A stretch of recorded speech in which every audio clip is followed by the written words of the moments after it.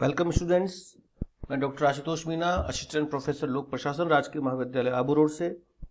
हम पढ़ रहे हैं बीए सेकेंड ईयर की पब्लिक एडमिनिस्ट्रेशन क्लास। पेपर है राज्य प्रशासन। हम अध्ययन कर रहे थे भारत में राज्य प्रशासन का विकास और महत्व। उसमें हमारा जो टॉपिक था वो था कि ब्रिटिश काल में राज्य प्रशासन का विकास। तो ये जो आप स्लाइड देख रहे हैं ये मैं आपको पिछली क्लास में पढ़ा चुका हूँ। अब इस अपन 1726 के चार्टर से लेकर के 1853 अधिनियम तक हम पढ़ चुके हैं। मुख्य मुख्य प्रावधान क्या थे, मुख्य मुख्य डेवलपमेंट्स किस तरह से हुए। अब हम पढ़ेंगे 1858 के बाद से लेकर के 1947 तक।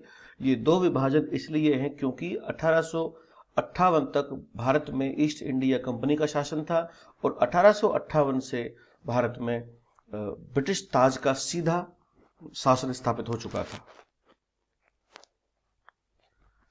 स्लाइड में देखिए, भारत सरकार अधिनियम 1958। इसके जब 1857 की भारत में क्रांति होती है जिससे ब्रिटिश गवर्नमेंट को भारतीय शासन प्रणाली में चेंज करने पड़े और उन्होंने भारत सरकार अधिनियम 1858 के माध्यम से भारत का जो शासन था उसको कंपनी के हाथों से छीन करके, यानी कंपनी के शासन को पूरी तरह समाप्त कर दिया गया और डायरेक्टली ब्रिटिश ताज यानी किंग है उसके अधीन कर दिया गया। दूसरा चेंज किया गया, बोर्ड ऑफ डायरेक्टर और बोर्ड ऑफ कंट्रोल को समाप्त करके राज्य सचिव और उसकी काउंसलिंग का निर्माण कर दिया गया। अब मैं यहाँ पे आपको स्पष्ट कर दूं, गवर्नर जनरल, अब तक भारत में गवर्नर जनरल का शासन होता था। इसका मतलब गवर्नर जनरल का शासन को समाप्त नहीं किया गया था, बल्कि एक अलग से एक पद क्रिएट किया गया था, राज्य सचिव, जो कि ब्रिटेन में बैठता था। आज के संदर्भ में हम इसको राष्ट्रपति कह सकते हैं और गवर्नर जनरल को हम आज के संदर्भ में प्रधानमंत्री कह सकते हैं। राज्य सचिव सीधे तौर से ब्रिटिश पार्लियामेंट के प्रति उत्तरदायी था और इस प्रकार से भारत का शासन ब्रिटिश शासन इंग्लैंड गवर्नमेंट के प्रत्यक्षता कंट्रोल में आ गया। प्रांतों का जो शासन था वो गवर्नर्स को दिया गया क्योंकि कई प्रकार के राज्य थे, कुछ प्रोविंस थे, एजेंसी थी, प्रेसिडेंसियां थी। तो प्रांत जो हमारे यहाँ पे स्टेट थी वो गवर्नर को दी गई, चीफ कमिश्नर को दी गई और डिस्ट्रिक्ट्स के अंदर कलेक्टर्स के माध्यम से शासन संचालित किया जाने लगा। मैं यहाँ पे जानकारी के लिए बता दूं, 1773 में जिला कलेक्टर के पद का सृजन किया गया था। इसके बाद अगला डेवलपमेंट 1861 का भारत परिषद अधिनियम। इसके द्वारा जो स्टेट्स के अंदर जो विधानसभाएं थी उनको कानून बनाने का अधिकार दे दिया गया। प्रांतीय विधानसभा और व्यवस्थापिका में गवर्नर जनरल भारतीयों को भी नामांकित करने लगे, यानी 1861 में आते आते इंडियंस जो लोग थे उनको भी विधानसभा में मनोनीत किया जाने लगा। चुनाव की कोई अभी तक अवधारणा सामने नहीं थी। गवर्नर जनरल उनको अपने मन से नामांकित कर सकता था। Professor MV. पायली इसे 20वीं सदी की भारतीय विधायिकाओं का प्रारंभिक राजपत्र मानते हैं। यानी 1861 का जो नियम था, देखा जाए तो कहीं ना कहीं डेमोक्रेसी की एक हल्की सी शुरुआत स्टार्ट वहां से अपन मान सकते हैं। इसके बाद में 1885 में कांग्रेस की स्थापना होती है। कांग्रेस की स्थापना होती है तो भारत की जनता में जागृति आती है और भारतीय परिषद अधिनियम 1852 में पारित होता है, जिसके अंतर्गत इस अधिनियम से केंद्रीय तथा प्रांतीय विधानसभाओं के सदस्यों की संख्या में वृद्धि की जाती है। प्रांतीय विधान परिषदों में सदस्यों की संख्या 8 से 20 तक कर दी गई थी। अधिकांश जो मेंबर थे वो गवर्नमेंट ही होते थे और कुछ सदस्य निर्वाचित होते थे, यानी पहली बार निर्वाचित सदस्य की यहाँ रूपरेखा सामने आ रही है।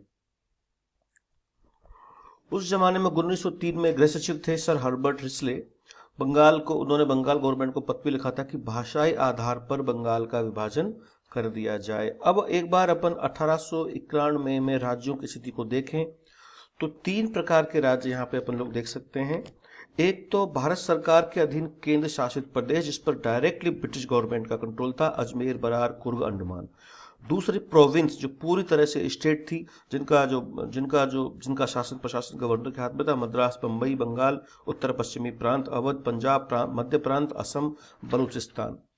तीसरे प्रकार के ब्रिटिश आधिपत्य स्वीकार कर चुके रजवाड़े, यानी कि देसी रियासतें, जैसे राजपूताना स्टेट्स, मध्य भारत के रजवाड़े, बड़ौदा, हैदराबाद, मैसूर, कश्मीर। इसमें अंतर यह है कि केंद्र शासित प्रदेश और प्रोविंस पर तो ब्रिटिश गवर्नमेंट का डायरेक्टली कंट्रोल था, लेकिन जो देशी रियासतें थी वहां पर ब्रिटिश गवर्नमेंट का डायरेक्टली कंट्रोल नहीं था। इसका मतलब वो स्वतंत्र पूरी तरह से नहीं थी, वहां पर एक ब्रिटिश रेजिडेंट बैठाया जाता था और वो उसकी देखरेख में जो है राजा रजवाड़े अपने शासन प्रशासन को देखते थे। इसके बाद अगला एक्ट है 1909 का, बहुत ही इंपॉर्टेंट एक्ट है। 3 एक्ट जो आगे पढ़ने वाले हैं 1919 1935 का, ये बड़े इंपॉर्टेंट है। 1919 भारत परिषद अधिनियम को हम मार्ले मिंटो सुधार भी कहते हैं। इसमें बहुत ही इंपॉर्टेंट डिसीजन हुआ। पुनः विधानसभाओं की सदस्य संख्या बढ़ाई गई, लेकिन हिंदू और मुसलमानों के लिए पृथक पृथक रिप्रेजेंटेशन की प्रणाली शुरू कर दी गई। दूसरी इंपॉर्टेंट चीज, विधानसभाओं के सदस्यों को बजट पर चर्चा करने का, सिर्फ बजट पर और किसी चीज पर नहीं, बजट पर चर्चा करने का और प्रश्न पूछने का, जिस तरह आज विधानसभा में प्रश्न पूछे जाते हैं उसी प्रकार से प्रश्न पूछने का अधिकार दिया गया। लेकिन तीसरा इंपॉर्टेंट बिंदु, बजट पर प्रश्न पूछ लीजिए, चर्चा कर लीजिए, लेकिन मतदान आप नहीं कर सकते, सिर्फ जनहित के मुद्दों पर चर्चा कर सकते हो। उसके बाद 1919 का भारत सरकार अधिनियम, जिसको हम लोग मॉन्टेग्यू चेम्सफोर्ड सुधार भी कहते हैं, इसमें प्रांतों में दोहरे शासन की शुरुआत कर दी गई थी। प्रांतों में दोहरे शासन का मतलब यह था कि प्रांतों को 2 तरह के विषयों में बांट दिया गया, रक्षित विषय और हस्तांतरित विषय। जैसे जेल, पुलिस, न्याय, वित्त, सिंचाई, ये तो महत्वपूर्ण विषय रक्षित थे, जिन पर Bharat Indian government governor general कानून बनाता था, जबकि शिक्षा, कृषि, स्थानीय शासन जैसे कम महत्वपूर्ण विषयों को हस्तांतरित यानी स्टेट्स को दे दिया गया था। जिन पर प्रांतीय सरकारें कानून तो बना सकती थी, लेकिन सीमित मात्रा में कानून बना सकती थी। भारत सरकार अधिनियम 1935, भारत सरकार 1935 के माध्यम से शासन प्रशासन को और अधिक व्यवहारिक और उत्तरदायित्वपूर्ण बनाया गया। आज का भारत का संविधान भारत परिषद अधिनियम 1935 का ही विस्तार है। इसमें अनुच्छेद 321 थे, अनुसूचियां 10 थी और केंद्र में दोहरा शासन स्थापित किया गया। पहले प्रांतों में दोहरा शासन था, अब केंद्र में दोहरा शासन स्थापित कर दिया गया। संघ सूची जिसमें 59 विषय थे, प्रांतीय सूची जिसमें 54 विषय थे और संवर्ती सूची जिसमें 36 विषय थे। इस अधिनियम के माध्यम से संघीय सरकार की स्थापना के प्रयास होते हैं। देशी रियासतों ने संघ में शामिल होने में उस वक्त रुचि नहीं ली थी और प्रांतों में जो दोहरा शासन था उसको 1935 के अधिनियम से समाप्त कर दिया गया था। इसके बाद आता है भारत स्वतंत्रता अधिनियम 1947। 15 अगस्त 1947 को हमारा देश आजाद हो गया था। उस वक्त हमारे यहाँ पोजीशन थी प्रोविंस, एजेंसी और प्रेसिडेंसी, ये स्थिति यहाँ पे थी। अब जैसे मैं बताऊं आपको, प्रांत मद्रास, बंबई और बंगाल ये प्रांत थे। बिहार प्रांत, उड़ीसा प्रांत था। यूनाइटेड प्रोविंस उत्तर प्रदेश प्रांत था। पंजाब पर, यहाँ पर गवर्नर और लेफ्टिनेंट गवर्नर शासन करते थे।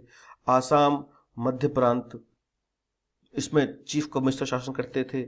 और ब्रिटिश बलूचिस्तान, ये 1947 जस्ट पहले की स्थिति थी। इसके बाद अब हमारा स्टेट प्रशासन के विकास का जो अगला स्टेप है वो है स्वतंत्रता के पश्चात भारत के राज्य प्रशासन में क्या क्या सुधार और डेवलपमेंट सामने आए। उसके बाद हम राज्य प्रशासन के महत्व का वर्णन करेंगे। इसी के साथ आज का टॉपिक हमारा समाप्त होता है। Thank you.